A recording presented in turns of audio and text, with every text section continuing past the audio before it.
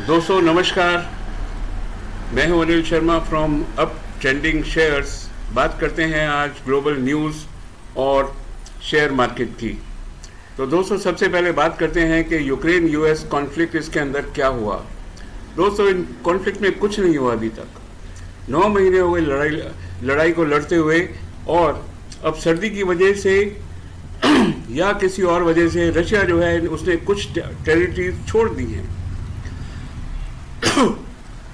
Sorry, जिसकी वजह से यूक्रेन को लग रहा है कि वो जीत रहा है, लेकिन हकीकत तो ये है, आप सबको मालूम है, जितनी यूक्रेन में डिस्ट्रक्शन हुई है और जितना ह्यूमन लॉस ऑफ लाइफ है, human loss of life Russia के अंदर, कोई नहीं जीता, दोनों के दोनों हारेंगे, ये सबको पता है।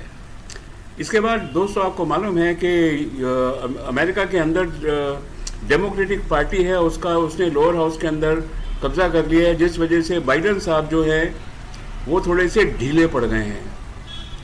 और इसलिए उन्होंने कहा है यूक्रेन के प्रेसिडेंट को कि आप जाइए और रशिया से टेबल के ऊपर जाके बात करिए कि इस जो कॉन्फ्लिक्ट है उसको कैसे रिजॉल्व करना है। लेकिन यूक्रेन प्रेसिडेंट तो अपनी तरह के आदमी हैं, अभी तक तो उन्होंने कोई ऐसा इशारा नहीं किया है कि रशिया प्रेसिडेंट से बात करेंगे। हाँ, उन्होंने 5 कंडीशंस ऐसी रख दी हैं कि जो कभी भी रशिया को मंजूर नहीं हो सकती, इसलिए जो लड़ाई है वो फिलहाल चालू है। अब देखेंगे कि कितनी यूक्रेन की डिस्ट्रक्शन ऑन और होनी बाकी है। इसके अलावा यूक्रेन ने ना एक बहुत मस्तीखोर बात करी है, जो कि इतने बड़े देश के प्रेसिडेंट को नहीं करनी चाहिए थी, और जिसकी वजह से पूरे जो दुनिया है उसमें एक तरीके का ना भूचाल सा ला दिया है, और स्पेशली नेटो कंट्रीज़ में भूचाल ला दिया है। वो चीज़ क्या है? वो पहली बात यह है कि यूक्रेन ने एक मिसाइल पोलैंड के बॉर्डर के पास अपने ही इलाके में 4-5 किलोमीटर पहले वहाँ पर एक मिसाइल भेजी, जो 4-5 किलोमीटर पहले यूक्रेन पोलैंड के बॉर्डर के पास गिर गई। शायद मकसद ये था कि रशिया जो यूक्रेनियन प्रेसिडेंट का, कि जब मिसाइल जो है एकदम पोलैंड में गिरेगी और उसके पास गिरेगी तो सारी की सारी नेटो कंट्रीज जो हैं वो इस वॉर में कूद पड़ेंगी और रशिया को सबक सिखा देंगी। दोस्तों उसी टाइम G7 मीटिंग हो रही थी, और उस मीटिंग के अंदर ये निकल के आया कि जो मिसाइल है ये रशिया ने नहीं फेंकी है, ये कहीं और से है, कहीं और से आई है, और इसकी ट्रेजेक्ट्री जब तक नहीं मालूम पड़ती तब तक इसके बारे में कुछ नहीं कहा जा सकता। लेकिन उनका मानना ऐसा है कि ये मिसाइल शायद यूक्रेन से ही बाय इंटेंशन और बाय डिफ़ॉल्ट गिरी है। दूसरा ये है कि यूक्रेन में ऐसा दिखाया गया है कि यूक्रेन के अंदर जो रशियन युद्धबंदी थे जो उनको ज़मीन पे लिटा के गोलियों से भून डाला गया है, जिसकी वजह से यूएन भी परेशान है, नाराज़ है ज़ेलेंस्की से, नेटो भी नाराज़ है और पूरी दुनिया भी नाराज़ है, क्योंकि प्रिजनर्स ऑफ वॉर के साथ मिसबिहेव करना ये यूएन चार्टर के खिलाफ है। लेकिन यूक्रेन के प्रेसिडेंट की तो अपनी समझ है, अपनी सोच है, वो क्या करते हैं वही जाने। बहरहाल इसका जो इम्पैक्ट है उसने ज़रूर एक अर्थक्वेक जो दुनिया के अंदर ला दिया है इन दोनों की वजह से। अब आप देखते हैं कि रशिया ने यूक्रेन के अंदर इतनी तबाही मचाई है कि आप देखिए कि टोटल पॉपुलेशन जो है ना वो यूक्रेन की वो 4.38 करोड़ है, और टोटल जो हाउसेज हैं या होम्स हैं वो है 1.5 करोड़ इन टोटल यूक्रेन। इसमें से 70 लाख घरों के अंदर ना बिजली है और ना ही पानी है। अभी मैं टीवी में कल ही देख रहा था कि यूक्रेन के जो लोग हैं वो जो बारिश गिर रही है सड़क के ऊपर, उसके पानी को पी के गुजारा कर रहे हैं। कितने अफसोस की बात है। अच्छी खासी इतनी खूबसूरत कंट्री को इन दो कंट्रीज़ ने कहां से कहां तक पहुंचा दिया। और अगर हकीकत में बात अगर बोलें तो यूएस ने यूक्रेन को उकसाया है इस लड़ाई के अंदर, और इसमें यूएस ने खूब धन कमाया है और आगे भी 20 साल कमाता रहेगा। एक यूएन की रिपोर्ट के हिसाब से अभी तक यूएस के 82,000 सैनिक जो है ना वो मारे जा चुके हैं, राइट। दूसरी रिपोर्ट आ रही है कि रशिया ने कीव के अंदर 30 to 40% पावर ग्रिड्स जो है ना उनको उड़ा दिया है, इंफ्रास्ट्रक्चर को उड़ा दिया है और रोज़ डिस्ट्रॉय कर रहा है रशियन सिटीज़ को, जिसकी वजह से यूक्रेन की आधी से ज़्यादा यूक्रेन की सिटीज़ के अंदर ना लाइट है और ना ही वाटर है। आप देख लीजिए कि ह्यूमन सफरिंग कितनी है। उकसाया किसने? ऐसा रिपोर्ट्स आती हैं, ऐसा लगता है कि शायद यूएस ने ही यूक्रेन को उकसाया है। यूरोप जो है, it has axed its own feet, it's a great story. हम थोड़ी देर बाद इसके अंदर बात करेंगे। आपको भी लगेगा कह रहे भाई ये क्या दुनिया में बात, ऐसा भी होता है क्या? चलिए आगे देखते हैं कि यूएस की एक रिपोर्ट है ब्रायन ऑसगुड की। उस रिपोर्ट में कहा गया है कि 48,000 Californian academic workers are on strike for higher wages, क्योंकि वो बोल रहे हैं कि ना तो वो यूएस के अंदर हाउसिंग अफोर्ड कर पा रहे हैं और दूसरी बात यह कि cost of living has gone very high. किसने कहा था लड़ाई लड़ाओ भाई? Who has told you to do this? ज़बरदस्ती लोगों को जो है यूएस ने परेशानी के अंदर दुनिया को भी झोंका है, अपने खुद के लोगों को भी उसने परेशानी में डाल दिया है। इसके अलावा क्रिप्टो करेंसी एक्सचेंज है वो it is going under the liquidation और बैंक्रप्सी। इसकी वजह से 1 मिलियन जो क्रेडिटर्स हैं उनको पैसा मिलने में बहुत ज़्यादा तकलीफ़ हो रही है।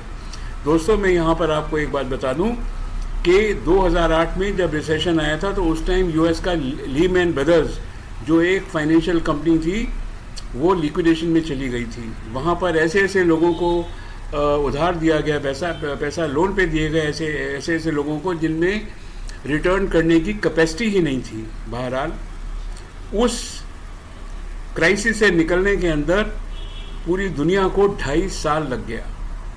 अब आप देखिए कि अगर ये एक्सचेंज जो है, अगर FTX जो क्रिप्टो करेंसी की एक्सचेंज है, ये अगर बैंक्रप्सी में चली जाएगी तो इसका बताइए क्या हाल होगा। बहरहाल इसके जो चेयरमैन हैं, मैं उनका नाम तो भूल गया हूँ फिलहाल, उन्होंने करीब 3 महीने पहले उन्होंने रिज़ाइन किया है, लेकिन जाने से पहले वो $30 करोड़ अपनी जेब में डाल के चले गए हैं। कैसे डाल के चले गए हैं कि उन्होंने लास्ट ईयर शायद 6 महीने पहले उन्होंने $20 मिलियन का इंतज़ाम किया है। उन्होंने कहीं से उधार लिए हैं और उधार लेके वो छोड़ के चले गए, $30 करोड़ जेब में रखे, और ये जो 10 लाख लोगों के जो पैसे हैं जो जिन्होंने इन्वेस्ट किया हुआ है क्रिप्टो करेंसी के अंदर, उसको एकदम तनहा छोड़ दिया है। आरबीआई गवर्नर कहते हैं कि अगर आप अगर आप इंटरेस्ट रेट को बढ़ाते रहेंगे, it can spark the recession, जो कि यूएस में हो रहा है। तो ऐसी बात नहीं है कि उन लोगों को यूएस में के वहाँ के जो इकोनॉमिस्ट हैं उनको समझ नहीं आ रहा कि बार रेट बढ़ाने से क्या होगा, लेकिन उनको ऐसा रिपीटेडली ऐसा करने से बचना चाहिए और तरीके ढूंढने चाहिए कि रिसेशन किस तरीके से टाला जा सकता है। जापान की हालत भी कोई बहुत अच्छी नहीं है। जापान के अंदर अगर आप यहाँ पर देखें, जापान के अंदर तो उसकी जो इकोनॉमी है वो जुलाई टू सितंबर के बीच में इट हैज़ श्रंक बाय 0.3%। और उससे भी बड़ी बात क्या है, ये क्यों ऐसा हुआ है? क्योंकि जो डोमेस्टिक कंजम्पशन है उसके अंदर कमी आ गई है और जो कॉस्ट ऑफ इंपोर्ट है वो बढ़ गया है। दोहरी मार। वैसे मैं एक बार आपको फिर याद दिला दूं कि जहाँ तक जापान के करेंसी का सवाल है, येन का सवाल है, ये ऑलरेडी डॉलर के सामने 50% हो चुकी है पिछले 1 साल के अंदर। अब उसके सामने आप फिलीपींस को देखिए, इसकी जो डोमेस्टिक प्रोडक्ट है it has grown by in Q3 by 7.6%। कमाल है। यहाँ के भी जो रिज़र्व बैंक के जो चेयरमैन हैं वहाँ के, उन्होंने बहुत अच्छा काम किया है। गवर्नमेंट ने बहुत अच्छा काम किया है कि अपनी जो GDP है उसको संभाल के रखा हुआ है।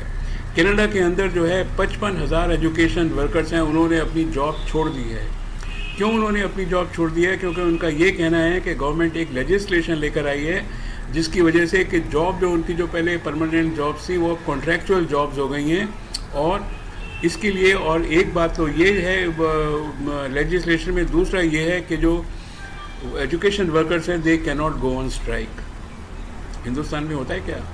Everybody has right to go on strike. अगर आपके पास कोई परेशानी है, गवर्नमेंट आपकी बात नहीं सुनती है, तो ये सुनाने का एक तरीका है। ये तो हमारे महात्मा गांधी का कहना है कि भाई आप स्ट्राइक कर सकते हो, लेकिन कनाडा के अंदर ये मना कर दिया गया है। यूके की जो इकोनॉमी है वो एकदम मेस के अंदर है, ज़बरदस्त मेस के अंदर है। और मैं आपको बता दूं कि वहाँ पर जो फूड की प्राइसेस हैं और जो एनर्जी बिल्स हैं और फूड की जो बिल्स हैं, they are at 41 years high. जो प्राइसेस हैं दे आर एट 11%। ज़बरदस्त वहाँ पर जो प्राइस है, मैं आपको पहले भी अपनी वीडियो में बता चुका हूँ कि लोग 8-8 किलोमीटर पैदल चल रहे हैं। और जब मैं जो फ़ॉरेन जो बीबीसी की न्यूज़ सुनता हूँ और जो फॉरेन कंट्रीज़ की न्यूज़ सुनता हूँ तो बोलता हूँ कि वहाँ तो ऐसा सुनने में आया है कि वहाँ के लोगों ने भी, इंग्लैंड के लोगों ने भी, आई से ब्रिटिश के लोगों ने भी जो है एक टाइम का बहुत लोगों ने खाना खाना बंद कर दिया है। तो सरकार बोलती है अब आप रेडी हो जाओ, आपको ज़्यादा टैक्सेस देने पड़ेंगे। उन्होंने जो कॉरपोरेट टैक्स है वो तो 25 से 30% ऑलरेडी कर ही दिया है। लोगों के ऊपर जो है वो और बोझ पड़ेगा और जो वहाँ डेवलपमेंट वर्क है वो कम हो जाएगा क्योंकि गवर्नमेंट की स्पेंडिंग कट हो रही है। अब आते हैं यूरोप की बात में। अब आपको रियली आप सोचोगे कि ये दुनिया भी जो है ना एकदम गोल है। आपने क्या कर लिया आप बताइए कि यूरोप ने, नेटो ने और अमेरिका ने जो भी है, उन्होंने रशिया के ऊपर बैन लगा दिया। रशिया के ऊपर यूरोप ने बैन लगा दिया। आप ये देखिए कि जो यूरोप था, Europe was world wide exporter of A special type of diesel. वो जो डीजल था किसके अंदर काम आता था? वो होम में काम आता था, रोड ट्रांसपोर्ट में काम आता था, इंडस्ट्री में आता था, पावर जनरेशन में आता था। और यूरोप जो था, पूरा यूरोप की जो 30 कंट्रीज़ हैं, ये बना के उसको एक्सपोर्ट करती थी। रशिया से ऑयल मंगाती थी, रशिया से क्या बोलते हैं ये, इस टाइप का स्पेशलाइज्ड डीजल मंगाती थी और उसको अपने हिसाब से एक्सपोर्ट करती थी। और उनके पास कुछ रिफाइनरीज भी थी, लेकिन ऑयल कहाँ से आता था? रशिया से आता था। Very good. अब क्या हुआ है इन कंट्रीज़ के पास, क्योंकि रशिया से इन्होंने ऑयल मंगाना बंद कर दिया, उस पर एम्बार्गो कर दिया है, इसलिए 40 मिलियन जो इनके पास इमरजेंसी रिजर्वायर था या जो स्टॉक था वो घट के अब हो गया 35.4 मिलियन टन्स एट प्रेजेंट। और कई यूरोपियन कंट्रीज हैं उनके पास तो ये जो स्पेशलाइज्ड डीजल ऑयल है जो कि पावर जनरेशन, इंडस्ट्री और घरों में यूज़ होता है, वो है ही नहीं। अब यूरोपियन यूनियन ने क्या किया है, उसने बोला है इंडिया को कि भाई आप जो हैं, आपके पास रिफाइनरीज हैं, रशिया के आपके पास रिफाइनरीज हैं, तो आप हमको डीजल दे दो। अभी इंडिया ने क्या किया, रशिया से तेल मंगाया, न्यारा रिफाइनरी और रिलायंस दोनों के पास जो है ये जो यूरोप में जो स्पेशलाइज्ड डीजल लगता है, इतनी ठंड के अंदर लगता है, इसको मैन्युफैक्चर करने की कैपेसिटी है। इन दोनों ने कंपनीज ने रशिया से तेल मंगा के इंडिया में रिफाइन किया और वापस यूरोप को भेजना चालू कर दिया at a very high cost. Taxing your own feet. अरे भाई, आप जो तेल इस्तेमाल कर रहे हो, तेल तो आप रशिया नहीं इस्तेमाल कर रहे हो, आपने डायरेक्ट नहीं लिया, आपने इंडिया से ले लिया, यहाँ से कान नहीं पकड़ा, घुमा के पकड़ लिया, आपकी इज्जत का फलूदा हुआ ना। बहरहाल इंडिया ने जो है ये ऑलरेडी सप्लाई कर दिया है। और इससे बड़ी बात क्या है, India has started supplying that gasoline oil to US. वो गैसोलीन मीन सेम, ये जो ऑयल है बेसिकली जो रशिया से जो मंगाते हैं और यहाँ रिफाइनरी में डालते हैं, इसका जो कलर है ना, बेसिकली जैसे शहद का कलर होता है ना, वैसा कलर है। ये भेजा जाता है वहाँ पर, जो कि कोल्ड वेदर के अंदर काम आता है। ठीक है, अभी वो यूएस, रशियन ऑयल यूएस में भी जा रहा है और यूरोप में भी जा रहा है, और भेज कौन रहा है? इंडिया। तो इन दोनों के चक्कर के अंदर जो फ़ायदा किसको हो रहा है? रिलायंस को हो रहा है। और एक और रिफाइनरी है जिसको नायरा रिफाइनरी बोलते हैं इंडिया के अंदर, इसके अंदर है। मैं आपको बता दूं एक चीज़ कि यूरोप के बाहर ये इस पर्टिकुलर टाइप की जो रिफाइनरीज हैं वो या तो साउथ कोरिया के अंदर हैं या इंडिया के अंदर हैं, बाकी दुनिया में कहीं नहीं है, इंक्लूडिंग यूएस। देखिए कमाल कि आपने उसको बैन लगा दिया और बैन लगाकर खुद ही वही चीज़ खरीद रहे हैं इंडिया से at much higher cost, because the logistic cost जो है ना वो एकदम इंक्रीज हो गई है। पहले वहाँ से इंडिया आएगा, इंडिया से फिर शिप होके जो है यूरोप में जाएगा, तो फिर पैसा देना पड़ेगा। चलिए अब आते हैं इंडिया के अंदर। इंडिया के अंदर क्या हुआ दोस्तों? Exports shrink for the first time since February 2021 by 16.5%। बहुत थोड़ा डिफ़िकल्ट सिचुएशन के अंदर है कि एक्सपोर्ट आपकी जो है वो कम हो गई हैं, और जो इंपोर्ट है वो ज़्यादा हो गई। देखिए, जब हम बोलते हैं कि इंपोर्ट ज़्यादा हो गई हैं, तो जब जब पिछले साल इंपोर्ट होती थी उस टाइम डॉलर की जो कीमत होती थी वो होती थी 71-72। Today it is 82 plus. तो आप जो है 12% मोर, उसी चीज़ के लिए आप 12% ज़्यादा दे रहे हैं जब आप इंपोर्ट कर रहे हैं। ये थोड़ी डिफ़िकल्ट सिचुएशन है। फाइन। और trade deficit therefore has gone up in October 22 by 17.79 billion dollars in 1 year. Obviously होना था, जब आपकी इंपोर्ट्स जो हैं वो महंगी हो रही हैं और एक्सपोर्ट कम हो गई हैं, तो ये तो फिर होना ही था। इसके अलावा जो इंडियन गवर्नमेंट है उसने 9 बैंकों को बोला है, including UCO bank, IndusInd bank और 6-7 बैंक हैं, उनको बोला है कि आप जो भी रशिया से इंडिया के अंदर ट्रेड होता है in rupee and rouble, you will manage them, right. तो ऐसा हुआ है। और दूसरा ये है कि जो आजकल जो लॉजिस्टिक सपोर्ट है ना, अब हुआ आजकल दोस्तों ऐसा कुछ है कि क्योंकि ये एक तो चाइना का जो इशू है वो ऑलरेडी अलाइव है, और यूक्रेन रशिया वॉर अलाइव है, इसलिए दुनिया के अंदर जो शिप्स है ना उनका मूवमेंट बहुत कम हो गया है। जो कंटेनर्स हैं दे आर लाइंग आइडल, कोई उनको यूटिलाइज करने वाला नहीं है। तो जो फ्रेट है वो 30% डाउन हो गया है। इसकी वजह से जो इंडियन कंपनीज़ हैं वो जब चाहती हैं उनको, वो हम लोग इंडिया में इस तरह से प्लेस्ड हैं कि हम जब चाहते हैं हमको कंटेनर मिल जाता है, और उस कंटेनर की जो कॉस्ट है ना वो भी 30% लेस है, right. It is about rates plunging about 30% less in October quarter. और इसका जो सबसे बड़ा फ़ायदा है वो स्टील, फार्मा और ऑटो कंपनीज़ को मिलने वाला है। They will be the major beneficiaries. Fine. And this is all due to low demand and surplus container, मतलब सप्लाई ज़्यादा है, डिमांड कम है।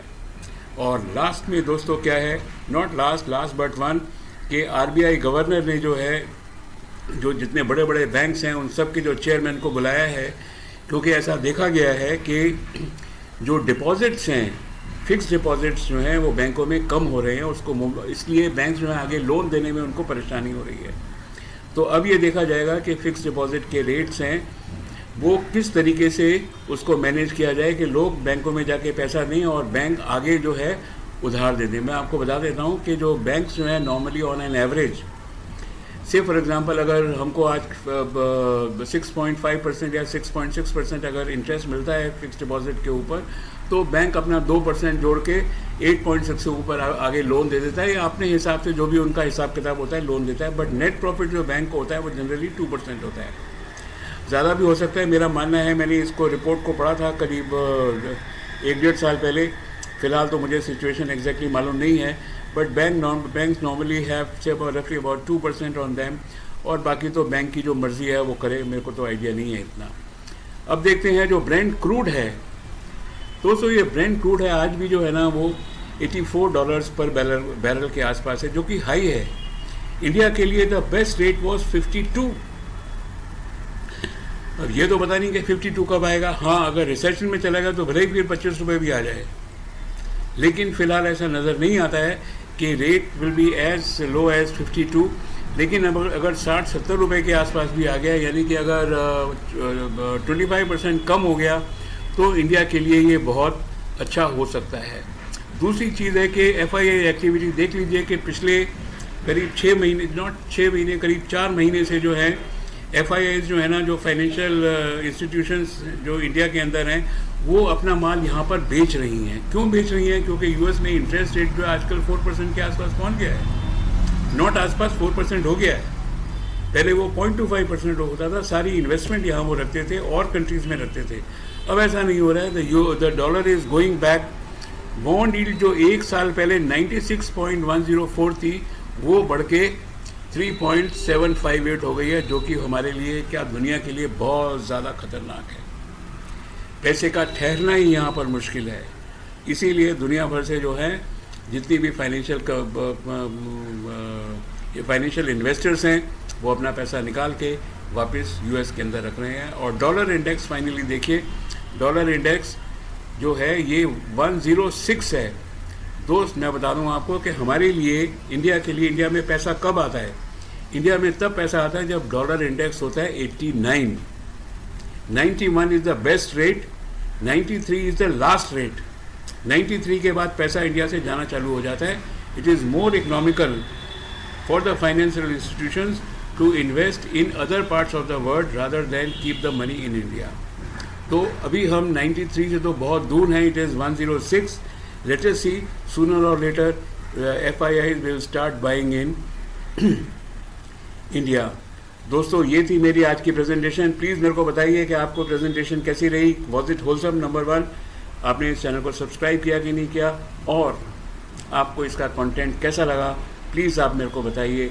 आप सबको बहुत बहुत नमस्कार ये वीडियो वॉच करने के लिए। Thank you very much and have a nice day.